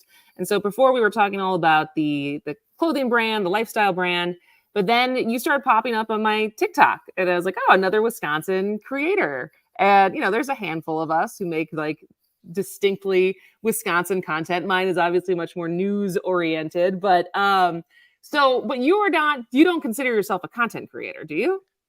No. I mean, honestly, like I said, I'm a small town kid. Like, I don't think of myself in that way. I see myself as more of a business owner, in that kind of sense. But I create content. Yeah, right. No, I for sure am a content creator in a way. I started creating content last April, not this about a year and whatever, a couple months ago on TikTok. I created a video just seeing, what kind of Wisconsinites are on TikTok. Let me know where you're from. And it for some reason it did well. And I started to realize that like TikTok's a great way to show your content. And since then I've been kind of, I feel like once you start making content, you don't really know where you're going with it. Especially when you first start and you kind of find your way. Mm-hmm. So that's kind of what we started with, but it's definitely been a fun ride since then. What was the first video? I've posted like 4 or 5 videos of like stuff that I did like in the past. They weren't like meant for TikTok. They were just like, I was like posting them to seeing what the app is. But then in April, I posted a video. It was just me saying, I'm pretty sure I had Bang on the Drums sound on the background. I had a Packer shirt on or something like that. And I said, I'm very curious. I'm doing an experiment. I want to know how many Wisconsinites are on this app. If you are, let me know area code, where you're from in the comments. And it got like 100,000 views. And since then, yeah, and I'm like, I didn't know that I could reach that many people. So since then, I started just posting stuff that was really relatable to people in Wisconsin throughout the year. So whether or not it was talking about the Packers winning or losing, the weather, news, or anything that attains to someone from Wisconsin, I was trying to hit on, and it's just kind of grown from there. Yeah, absolutely. So then you started a podcast. So what, like that, like if you weren't doing enough stuff as far as running a company, trying to make videos, and then also doing a weekly podcast. So what's the premise for the show? So I did a podcast a long time ago with a couple of buddies. It went nowhere. It failed miserably. But I had all the audio, the equipment stuff set up, and I kind of started thinking, hey, if I have people that like enjoying seeing my ugly mug on their phone on TikTok and seeing me talk about Wisconsin, why not create a podcast? So I have a buddy here that he's been my best friend since grade school. Whenever we talk, we've had multiple people say you guys are just complete idiots when you talk to each other, and that people enjoy hearing that. So we kind of started one. We just want to talk about the news and kind of show people like a different way to hear the news than seeing it on TV, where we kind of put our, like I said, dumb little spin on it, where it's just us arguing with each other over very minute things. And like I said, since then we do other things like top 5, video, things in Wisconsin, things to do in the summer, top 5 Badger players of all time. So just a bunch of stuff around the state. And we just have fun with it. That's all that really matters to us. And how is it, once a week? Yeah, we do it every Tuesday, or once a week. Yes. But we try to hit for every Tuesday. All right. So then this last one was just came out 3 days ago. Yeah, our friendship might be over. What was the point of that? Oh, okay. So we do so basically all like throughout the whole show. So we both have 3 news articles we bring up, and Kyle, of course, like I said, he's been my best friend forever. Every segment that we do, he puts his like really, really dumb humor spin on it. Like, so even if we're talking about something super serious, he like dumbs it down by saying a couple, like he'll end like the segment by saying something like stupid that like take away the seriousness of the conversation and kind of like ruin the segment. And he did it like the whole episode. So at the end, we were just going back and like, hey, what, like basically just be like, hey, why are you so stupid? That's kind of what it was. Okay. All right. And like I said, we just argue and have fun. We've been best friends forever. And where does he live? And can he be my best friend? Yeah. Hey, I'm good with being friends with everybody. So, like I said, we just like to have fun, and we just enjoy that people enjoy that. So, Absolutely. Well, I want to squeeze this in. We only have 2 minutes left before we got to let you go. But as I was preparing for the interview, you and your wife back in January committed $1 million to UW Platteville Foundation. yeah. So, and I don't shy away from like when people ask me about my family, stuff like that. My family, my parents have been pretty successful in their life. So we have a foundation that we have set up that we donate over a certain amount to charities in the Southwest area of Wisconsin. And I, of course, graduated in 2018 from UW Platteville. We do a lot of work with them for custom apparel. So it just kind of felt right. So we put $1 million towards, well, actually 3/4 of it towards they're building hospitality suites for the basketball court. So that's something that they're doing now, and then the rest of the donation will be towards scholarships for people wanting to go to the University of Wisconsin-Platteville. That's awesome. Well, I mean, especially considering the news from last week that we haven't covered enough yet on this show of the cuts that are happening to the UW system, Madison, Platteville. You know, I mean, how many of the campuses are running at a deficit right now? So to hear that you guys are still you guys are supporting them and finding ways to help fund them and fund scholarship, that's awesome. Yeah, I absolutely love Wisconsin. I want to do as much as I can for people in the state. So that's my goal for the rest of my career, is to make Wisconsin better. Same here, man. Ditto. Corey, this was so fun to have you on the show. Hopefully we can find some more ways to collaborate. Let's do it. Corey Kaiser, owner of Wisconsin Clothing Company. Check out their website and get some new t-shirts, and check out the Shot of Wisco podcast. Anywhere you find podcasts? Shot of Wisco, you can find us on all podcast platforms. Perfect. All right, Corey, thanks so much for joining us. We'll be back after the break. Thank you. Shot of Wisco, you can find us on all podcast platforms. Perfect. All right, Corey, thanks so much for joining us. We'll be back after the break. Thank you.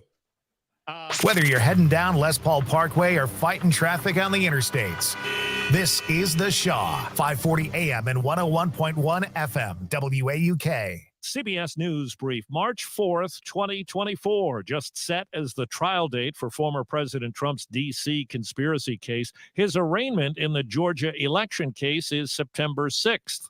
Legal analyst Thane Rosenbaum. After he is arraigned, we will start to see a slew of pretrial motions to have the case dismissed or moved to federal court or separated from the defendants, and of course, to extend the trial date until after the election. Idalia is now a tropical storm. Forecasters say it'll be a strong hurricane when it hits the Florida Gulf Coast. Picking up your trash cans, securing anything in your homes, outside your homes, your patio furniture, your boats. That's the mayor of Fort Myers Beach, Dan Allers. The BBC's Paul Moss on an air traffic meltdown in the UK. One airline has described it as a network-wide fault, and a passenger waiting in Budapest says they've been told it could be 8 to 12 hours before they're allowed to depart. Officials say it's been fixed now. CBS News Brief, I'm Steve Kate.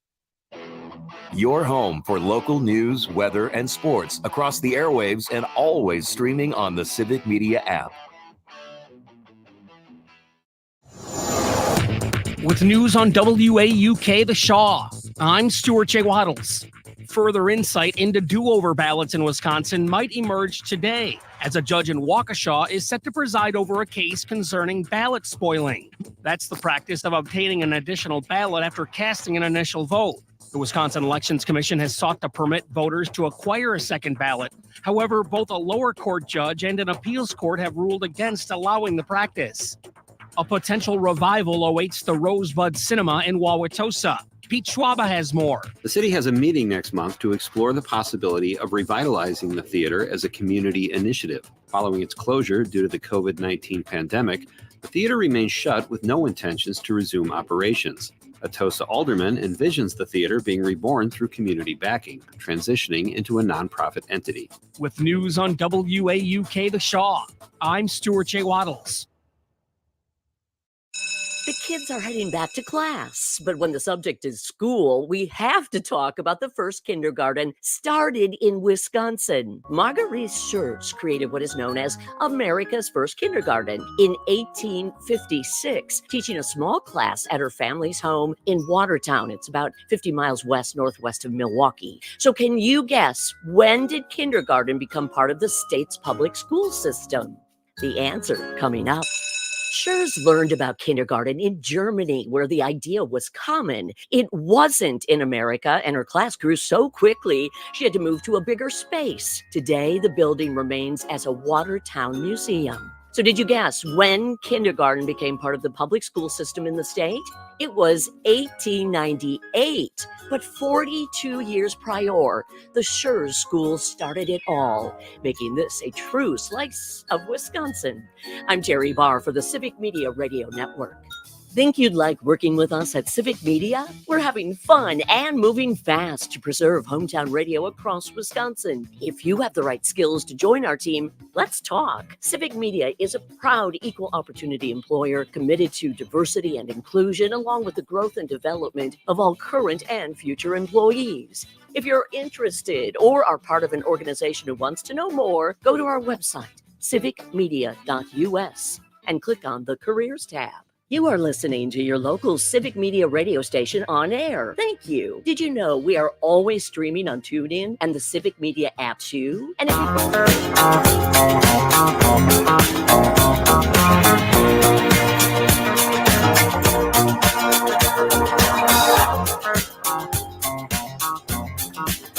Well, you can tell by the way I use my walk. I'm a woman's man.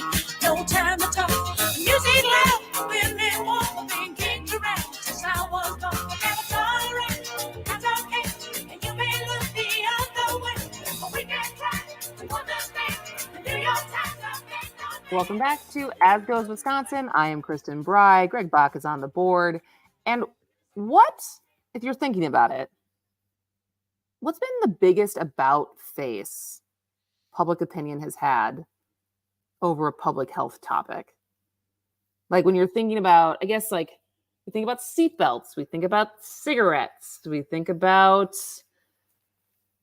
we're still very much in it with COVID, so I don't think that's part of it. But like when we think back to 20 years ago, 30 years ago, 40 years ago, where just like what conventional wisdom told us and we believed. And now we look back, you're like, wait, what? And I guess there's a lot of that with pregnancy, of just the fact of still people were like, oh yeah, my mom drank with me. My mom smoked with me. Yeah. But what do you have I'm getting to a point, but Greg, can you think of one? I mean, trying to think. It's kind of a weird one, and it's kind of the joke. Comedians have done this fun stage here and there, but like the health benefits versus the maladies of eggs. Like one year it's like eggs are good for you. Next year eggs are bad for you. The next year, well, just the whites. Now the yolks are good for you. Well, the yolks can cure cancer. Who knows? Like it's every year eggs are evolving to be a health phenomenon. I feel like coffee's that same way. Yeah, say coffee. Like sometimes coffee eggs. is great for you, and sometimes coffee is awful. And I think even this morning, as I was going through headlines, I saw something with coffee where like charred coffee grains are stronger than sand, so they're replacing portions of like things used for sand for making stuff like manufacturing. Like they're replacing it now with charred coffee grinds. I was like, oh, and we're drinking that. Great. We gotta find something that 218 million gallons of wine can replace now, and France can just ship it over. We have well, we just have to find another article that says drinking is healthy, because or at least one glass a day is good for you, which I think has been unfortunately debunked. I don't think that's actually true. Unfortunately, you can get those antioxidants from elsewhere, and especially because when one glass turns into one bottle, I think the health benefits are negated. Oh, and that red wine hangover ain't good. No, not at all. All right. Well, and I asked this, so this is actually something I guess that made the rounds on social media earlier this year, and I totally missed it. So like back in February, this old vintage like news clips from the 80s, I think. Yeah, from the 80s. It was footage of Americans like super angry about the increasing like laws about drunk driving. So let's just play the clip and then we'll come back and talk about it. Any attempt to restrict drinking and driving here is viewed by some as downright undemocratic. It's kind of getting common is when a fella can't put in a hard day's work, put in 11, 12 hours a day, and then get in your truck and at least drink 1 or 2 beers. They're making it laws where you can't drink when you want to. You have to wear a seatbelt when you're driving. And pretty soon we're going to be communist country. It doesn't help that the cast of King of the Hill were interviewed. I know. But, and I'm trying to think, I obviously, when this, so it's footage, like I said, there's footage from Americans in the 80s. And like drinking and driving first became outlawed in 1910 in New York, and then closely followed by California. But like restrictions continued to shift and evolve over the years with an update in the 1980s when the legal alcohol limit went from 0.15 to 0.1. And apparently, at least according to this video, there was a lot of people who were very upset about it. And so that clip specifically was shared a bunch of times. I just came across it at the end of last week. I was like, this is just interesting to me because of the idea from like now I think there's still obviously people who drink and drive. There's people who are like, I'm not that drunk. It's not that far. Like they make validations, but they know, I feel like conventional wisdom now is drinking and driving is bad. We should not drink and drive. And like, no one's trying to justify it. Like, oh, the government is like treading on me, trying to tell me I can't drink and drive. Right. Like it's shifted. And I'm trying to ask, like, what else has shifted like that and find other examples? One of the biggest is probably like, when I want to sleep, my doctor used to be able to prescribe me heroin, and now I can't. Exactly. What is this country becoming? We got a caller? We got a caller on the line. If you want to talk to us too, you can go 844-967-2789. But for right now, let's talk to Tom from Cedarburg. Tom, what's going on? Well, I have a couple examples that people changed their mind on. I remember them saying how much better margarine was than butter, and now it turns out the margarine is not very good because it's hydrogenated. Yeah. And that's a bad process. Also, diet sodas. None of them now they found are actually any good for you, and a lot of them actually they make you hungry later on, so you actually take as much calories in, maybe not at the moment, but plus the chemicals that are in them are just awful for you. Well, and actually, have they come out and said like what's actually worse for you? Like the chemicals and the aspartame in a diet soda versus just having the like 100 grams of sugar in a regular soda? Oh, the diet is worse. The diet is worse. They've said that. Nutritionists? Yeah, and also with the sugar, most of the cheap sodas have high fructose, which again is not good for you. Not as bad as the diets, but still not good because your body has a hard time processing high fructose corn syrup. But not many sodas, unless you're talking Spreckers or some other ones, have natural sugar in them. And if you're going to drink, that's the way to go. Well, it's so funny because I feel like that, like the diet fad foods of at one point it was like no fat anything, but then they put a bunch of sugar or like aspartame in it instead, and then it became Atkins and like keto, where it's like no sugar anything, and you're like, this ball feels kind of bad. And how did the creator of Atkins die? Oh yeah, from his diet. Boom. Thanks so much for the call, Tom. Sure. We have a Hawk calling from Madison. Hawk, what you got for us today? I can remember back, it must have been in the early 2000s when they wanted to get rid of smoking in bars, specifically in bars. Yep. And people were losing their minds saying that all these bars are going to close. Yeah. I remember I went and testified at the Capitol. And my saying was, if the best thing about your bar is that you can smoke in it, then you should really think about your bar more. Plus, even go ahead, Hawk. Oh, no, and sure enough, they literally thought that, like, everybody was going to lose their businesses. And, nobody lost their business because No. you couldn't smoke in a bar, by the way. No. And frankly, there was something really nice, even as a smoker, like not coming home from a bar and smelling like smoke, like your clothes. Like I have to throw my clothes in the shower right now because they smell like a pack of Marlboros.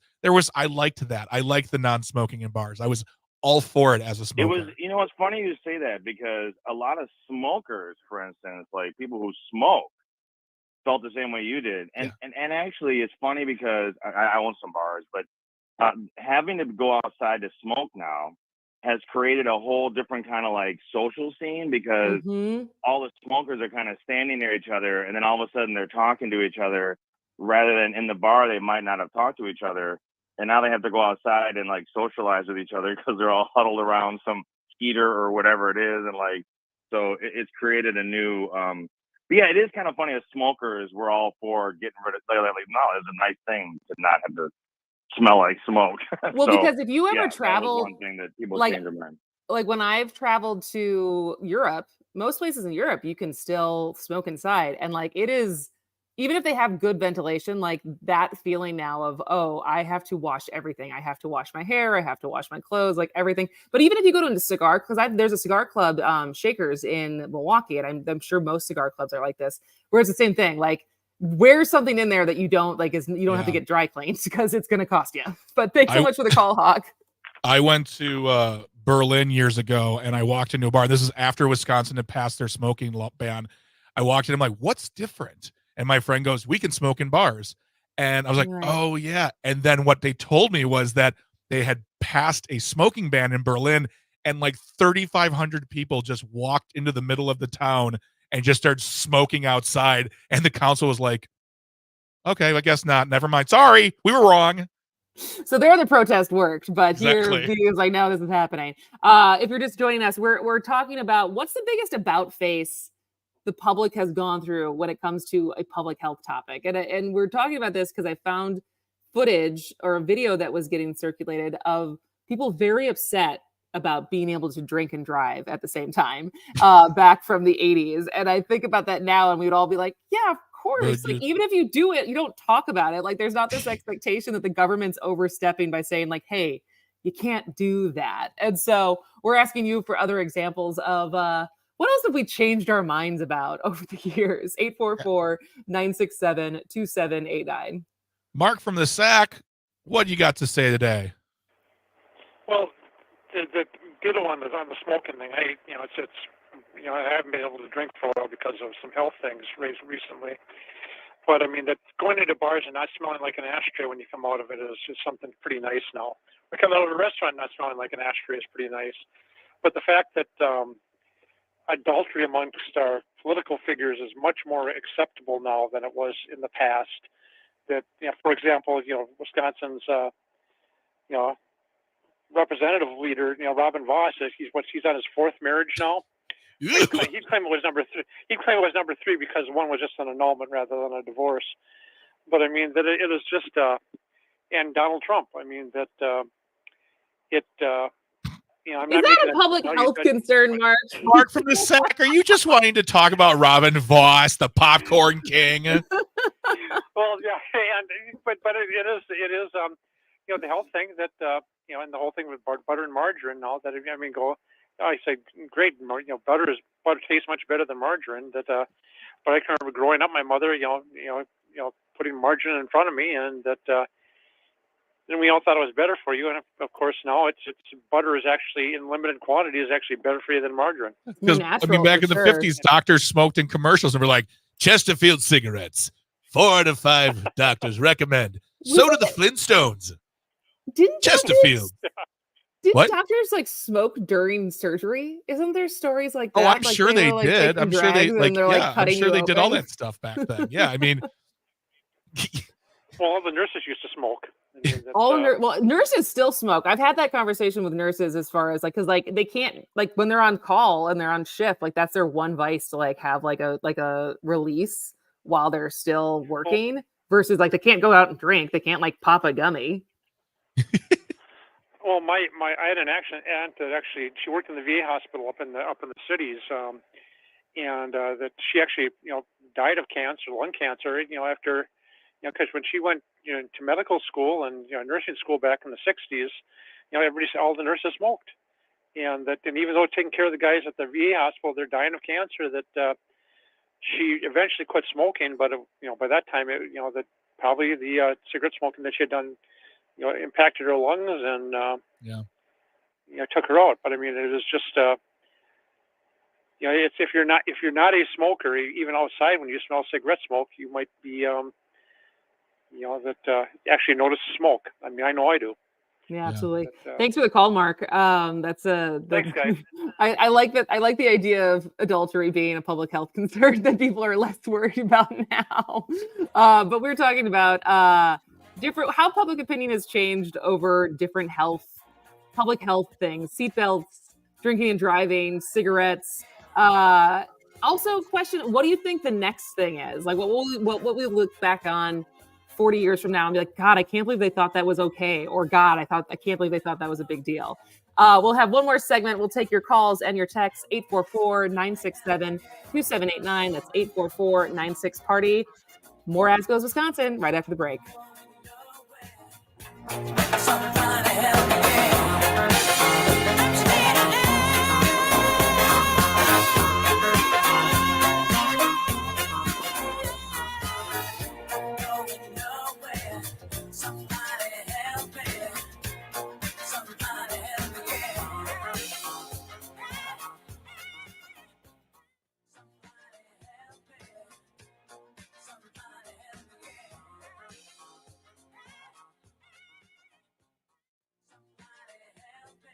Hey, this is Matt from Design Garden. Remember when the internet was new? Back then, you had to leave your house to start a business. Companies used to pay programmers bags of cash to get online. Now, small businesses can get online with a Facebook business page, or Squarespace, or Google My Business, or WordPress. But which tools should you use? Can you afford to go down the wrong path? Design Garden uses modern tools to build your website the right way. Find us online at design.garden. Again, that's design.garden. The kids are heading back to class, but when the subject is school, we have to talk about the first kindergarten started in Wisconsin. Marguerite Schurz created what is known as America's first kindergarten in 1856, teaching a small class at her family's home in Watertown. It's about 50 miles northwest of Milwaukee. So can you guess, when did kindergarten become part of the state's public school system? The answer coming up. Schurz learned about kindergarten in Germany, where the idea was common. It wasn't in America, and her class grew so quickly, she had to move to a bigger space. Today, the building remains as a Watertown museum. So did you guess when kindergarten became part of the public school system in the state? It was 1898, but 42 years prior, the Schurz School started it all, making this a true slice of Wisconsin. I'm Terry Barr for the Civic Media Radio Network. Here's your updated forecast on the Shaw. Mainly clear this afternoon with a high of 79. Winds out of the southwest, 5 to 10 miles an hour. Mainly clear skies and quiet again tonight. Lows around 58. Chance for scattered thunderstorms tomorrow, 77. Mainly clear Wednesday with highs around 70. 76 Thursday. For Civic Media, I'm meteorologist Derek Height. Currently, it's 70 degrees. Woo! Never seem to have those days where everyone's on your case, from your teacher all the way down to your best girlfriend. Well, you know, I used to have just about all the time, but I found a way to get out of it. Let me tell you about I'm sitting in a classroom thinking it's a drag. Listening to the teacher rap just in my bag. By the 2 bells ring, you know it's my cue. I'm gonna meet the boys on floor number 2. Welcome back to As Goes Wisconsin. I'm Kristen Bry. Greg Bach is on the board, and we are talking about medical or public health fads or policy that public opinion has changed its mind on over, but at the time was very upset about, because we found footage was circulating of people very upset when the drinking and driving range, or like the limit, was lowered. And one woman even saying, well, this is going to become a communist country. And I'm pretty sure since that has not created a communist country. But it's interesting because you can hear some of those same like slippery slope arguments, with COVID and Well, the back of, vaccines, and we still hear some of it today. But I'm just curious of, besides drinking and driving, I guess seatbelts are kind of one of them, smoking certainly, but trying to think of other examples of where we've changed our minds. the biggest one is probably going to be marijuana. Well, for the future, I think for sure. I think we're kind of already there. We're already there, but I mean, it's really taken a lot to do it. I mean, there's still no federal law in the books that are even being tried to plan. I mean, back in the 30s, marijuana led you to want to dance in public and listen to the jazz music. See, I think the bigger jump will be hallucinogenics. I think that, like, because I think for a long time, like, we're now getting to the point, like, where weed was like illegal, but everyone was doing it, versus I think the jump in mushrooms like ketamine, LSD, and especially because they're being used for like medical, like mental health things, that the huge jump we'll see like 20 or 30 years from now, as far as like, oh, can you believe we used to take all those antidepressants and now we just are rolling on shrooms? In 20 or 30 years though, Kristen, that's all going to be legal except for in Wisconsin. We'll still be like, we can still drink ourselves to happy.